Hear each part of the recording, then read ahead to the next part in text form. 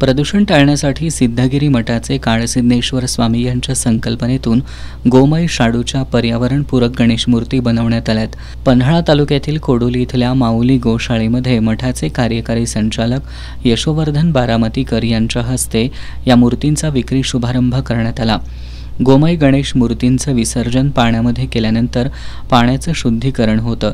तसंच ही मूर्ती अग्निरोधकही आहे, त्यामुळे पर्यावरणाचं रक्षण होणार असल्यानं यावर्षीचा श्री गणेशोत्सव गोमय गणेश मूर्तीबरोबर साजरा करूया असं आवाहन बारामतीकर यांनी केलंय। जी गोमय गणपतीची मूर्ती आहे ती 50% गाईचं शेण व 50% माती या मिश्रणातून तयार करण्यात आलेली आहे।